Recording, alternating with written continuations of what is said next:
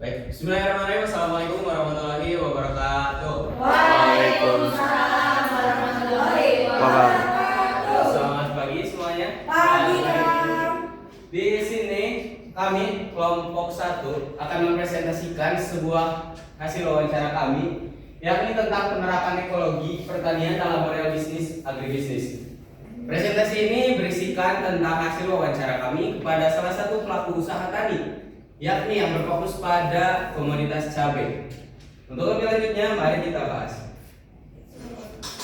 Tapi sebelum itu, alangkah baiknya kita memperkenalkan diri terlebih dahulu. Perkenalkan, nama saya Muhammad Rizky Maulana dengan akhiran NPM 023. Dan rekan-rekan saya silakan memperkenalkan diri. Halo semuanya, nama saya Marisa Ariatina dengan akhiran NPM 002. Perkenalkan, nama saya Praji Ramadhani dengan nomor NPM akhir 021. Saya Lia Rani dengan akhiran NPM 009. Saya Natasha Adinda Putri dengan akhiran NPM 032. Saya Citra Yolanda dengan akhiran NPM 020. Saya Siva Setia Afrika dengan akhiran NPM 007. Perkenalkan, nama saya Feni Syafriza dengan akhiran NPM 033. Baik, setelah kami memperkenalkan diri, kami akan masuk ke profil pelaku usaha tadi, yang mana ini menjadi narasumber kami untuk mendapatkan informasi-informasi seputar komoditas cabai ini. Yang kami wawancarai adalah Ibu Reni Nurdewi. Beliau berusia 48 tahun, alamat di Jalan Kamulia, Desa Kamulia. Pendidikan terakhir SMA. Singkat cerita, beliau bertani sejak 3 tahun lalu, bermula dari mengikuti kelompok wanita tani. Awalnya beliau memelihara 100 pot tanaman yang dimana beliau membeli dari pedagang keliling. Hingga akhirnya beliau menanam sendiri komoditas-komoditas lain dan berfokus pada komoditas cabai. Begitu singkat profil dari narasumber kami. Selanjutnya pembahasan tentang prinsip ekologi dan juga bisnis BMC yang akan disampaikan oleh rekan-rekan saya.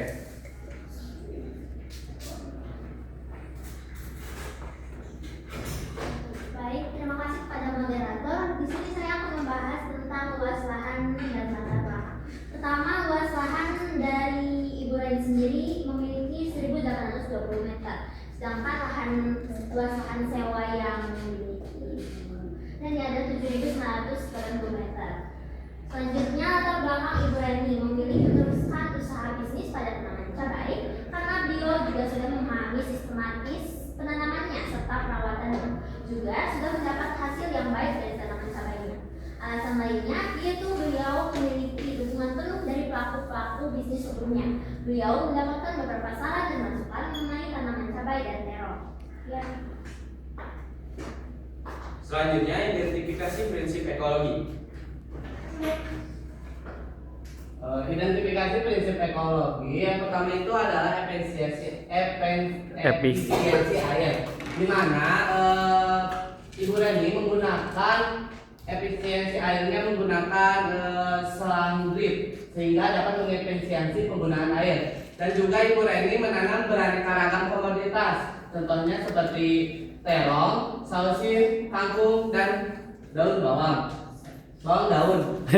Yang ketiga itu adalah pengendalian hayati, pengendalian hama dengan menggunakan pestisida secukupnya agar tidak menimbulkan residu berlebihan. Dan yang terakhir itu adalah pengurangan limbah dan penggunaan pupuk organik yang merupakan limbah asam huma dan auksin dan juga limbah air beras.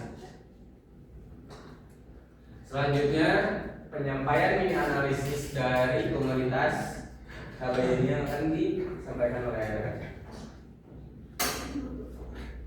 Yang selanjutnya yaitu mini analisis, yang mana terdapat komponen biaya utama, sumber pendapatan, dan juga manfaat pendapatan dari bisnis ekonomi. Komponen biaya utama di sini itu ada bibit, pupuk, dan pestisida, dan juga tenaga kerja. Yang mana komponen biaya bibitnya itu 70.000, pupuk dan pestisidanya 2.474.000, tenaga kerjanya 11.760.000. Lalu sumber pendapatannya, satu pohon itu dapat menghasilkan 1, kilo cabai dan 3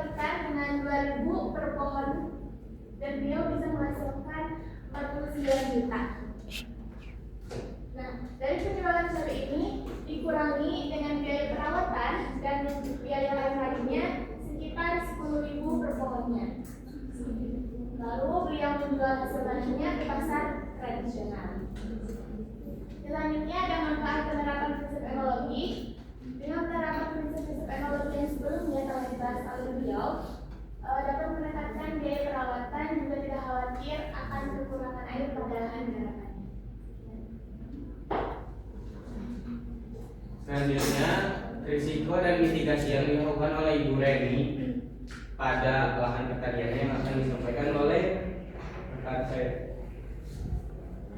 Baik, pada slide ini kita akan menjelaskan mengenai tantangan utama yang dihadapi oleh Ibu Reni dalam tanaman budidayanya beserta mitigasinya. Yang pertama, risiko yang pertama itu ada cuaca. Seperti yang diketahui, cuaca yang ekstrim adalah suatu masalah yang umum di dalam masalah pertanian. Kemudian, Ibu Reni memiliki mitigasi untuk mencegah dari risiko cuaca yang ekstrim seperti kemarau yang panjang, hujan yang berkepanjangan juga. Kemudian memiliki mitigasi dari mulsa, di mana mulsa itu bisa menghindari risiko saat hujan itu erosi tanah dan juga melindungi dari gulma. Kemudian risiko yang kedua itu ada hama yang seperti disebutkan Ibu Reni itu ada hama kutu kebul namanya, yang dimana itu mengakibatkan kekurangan nutrisi pada buah dan menjadi gagal panen yang terjadi sebelumnya pada budidaya Ibu Reni. Kemudian Ibu Reni itu memiliki mitigasi pada hama itu menggunakan pestisida dengan strategi dan juga teknik PHT. Yang terakhir itu pada fluktuasi harga. Pada fluktuasi harga, Ibu Reni itu memiliki penentuan waktu tanam dalam mitigasinya. Karena seperti contohnya dalam menentukan periode tanamnya, menghindari periode curah hujan yang berkepanjangan.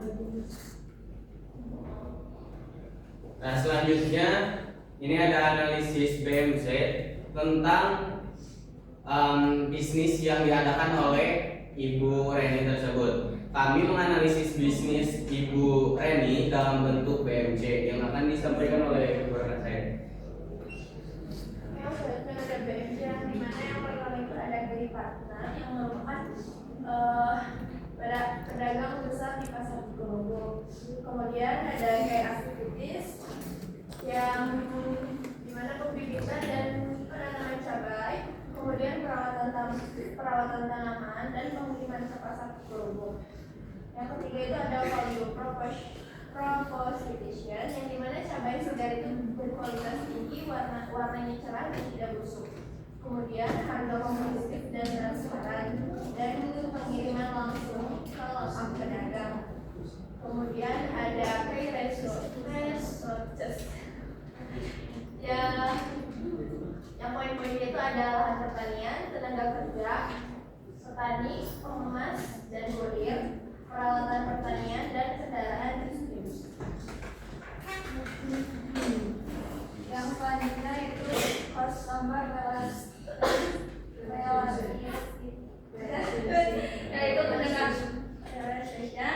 yaitu pendekatan dan komunikasi rutin dengan pedagang. Yang kedua customer segment, pedagang tetap di pasar Cikurubuk dan penjual langsung ke orang sekitar rumah. Yang selanjutnya Sharon, penjualan langsung ke pedagang atau jongko di pasar Cikurubuk. Yang selanjutnya dan pemasaran menggunakan kendaraan pick-up atau motor. Yang selanjutnya fast stock struktur, pembelian bibit cabai, biaya pemeliharaan lahan, pupuk pestisida dan sarana produksi dan biaya tenaga kerja. Yang selanjutnya yaitu penjualan cabai rawit merah, penjualan kangkung segar dan penjualan terong.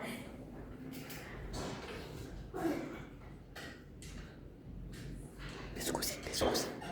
Nah, baik. Sebelum masuk ke kesimpulan, kami membuka sesi diskusi untuk dua orang penanya. Untuk mengefektifkan waktu ya, dua orang penanya silakan diajukan.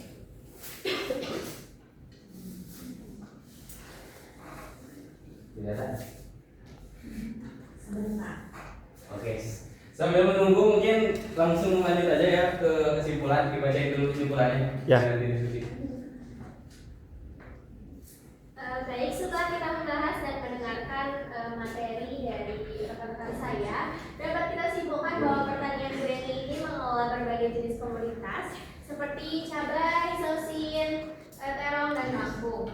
Namun cabai ini menjadi komoditas utama yang dibudidayakan karena memiliki umur produksi yang panjang, dapat dipanen berulang kali, juga memiliki nilai ekonomi yang tinggi. Meskipun demikian, proses budidaya cabai ini mengalami berbagai tantangan seperti kondisi cuaca, serangan hama, penyakit tanaman, serta populasi adat. Untuk mengatasinya, Breni ini melakukan penyemprotan pestisida setiap 3 hari sekali dengan jenis-jenis yang berbeda. Sedangkan pengenalan dari penyakitnya disesuaikan lagi dengan penyakit yang diderita oleh tanaman tersebut. Selain itu, sistem penyiramannya juga menggunakan sistem selang drip yang membantu efisiensi air dan juga mendukung pertumbuhan tanaman. Jadi, keseluruhan praktik ini menunjukkan bahwa budidaya cabai juga membutuhkan pengelolaan yang teliti agar hasilnya lebih optimal dan efektif. Baik, setelah kita memaparkan materi tentang komoditas cabai yang mana hasil wawancara dari Ibu Reni, bila ada pertanyaan untuk didiskusikan, silakan diajukan untuk 2 orang penanya. Boleh?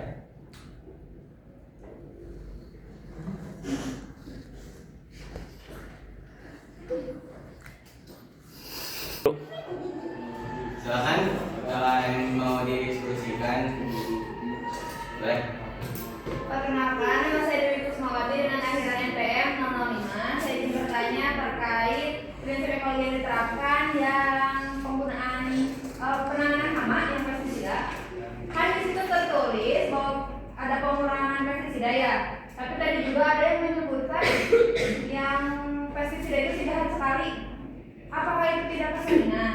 Terusan intensitas pestisidanya itu sebanyak apa gitu? Soalnya 3 hari sekali itu terlihatnya terlalu sering dari kata pengurangan gitu. Boleh dijelaskan? Ini kan ada 10 pertanyaan. Boleh tampil dulu bila mana ada yang mau bertanya lagi.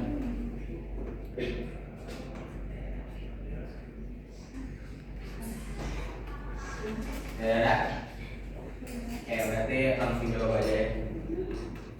Untuk penyemprotan intensitas 3 hari sekali itu ketika ada hama yang mengganggu atau ketika ada penyakit.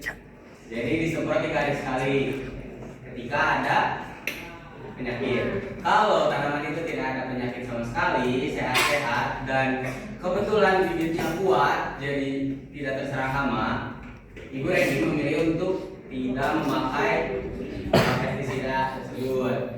Jadi ini risiko dan mitigasinya penggunaan hama itu ketika risikonya sudah terjadi, lalu mitigasinya datang, bukan untuk menangani sebelum terjadi gitu. Kalau di poin hama ini, mungkin ada tambahan dari teman-teman. Kalau buat itu banyak sedikitnya, ada keterangan nggak? Kebetulan saya bukan bagian dari pengelolaannya, jadi saya kurang tahu dan mungkin ada yang nanya di luar wawancara untuk jumlah penyemprotannya. Tapi setahu kami, selain tadi pengairan memakai selang drip, beliau juga menggunakan ini gini, ya yang di sini. Oh, Itu apa? Jadi tadi itu kan keluarnya sedikit ya, tapi nyebar gitu. Mungkin itu bisa jadi tolak ukur buat berapa banyak yang disemprotin. kalau misalkan lagi ada hama nih, kan berarti intensitas penyemprotannya dari sekali. Itu bakal ada permasalahan lagi nih, misalkan terjadi di airnya di tangannya. Enggak ada. Jadi si Ibu Reni juga soal tanah dikelola pakai pupuk organik. Jadi pakai kompos di mana? Ada yang beli di daerah sehingga tanaman cabainya itu seperti manusia, kata Ibu Reni teh, kekurangan vitamin C. Nah, si Ibu Reni ini membuat kompos ala pupuk organik, di blender si tanaman, contoh tanaman tomat, karena si tumbuhan ini membutuhkan tanaman tomat. Si Bu Reni ini membuat pupuk organik, memblender tomat tersebut, terus difermentasi pakai ragi, disimpan terlebih dahulu. Kan nanti ada berbentuk airnya. Airnya itu dipakai pakai semprotan. Yang lain kayak Ya, jadi tadi untuk mungkin kesimpulan dari pertanyaan yang diajukan si Dewi tadi, untuk intensitas mungkin agak sering 3 hari sekali, itu mungkin kalau kelihatan sering itu ketika ada hama. Satu, untuk takaran seberapa banyak itu menggunakan semprotan yang digandong yang manual. Nah, untuk pengendalian hayatinya juga beliau itu menggunakan kompos atau pupuk-pupuk organik tanpa kimia gitu. Yang kimia itu hanya pestisida, itu pun dilakukan dalam takaran-takaran tertentu yang dia tuh udah mikir kalau ibu itu teh segini mah kebanyakan, jadi sedikit aja. Nah, gitu. Apakah udah terjawab mungkin? Sudah sangat terjawab. Terima kasih. Karena tidak ada penanya lagi dan kayaknya udah cukup jelas, saya tutup aja. Terima kasih atas perhatiannya. Mohon maaf bila ada salah kata atau salah tingkah laku dari kelompok kami. Semoga apa yang kami sampaikan ini bermanfaat untuk kalian semua di masa sekarang atau masa yang akan datang. Satu kalimat dari saya.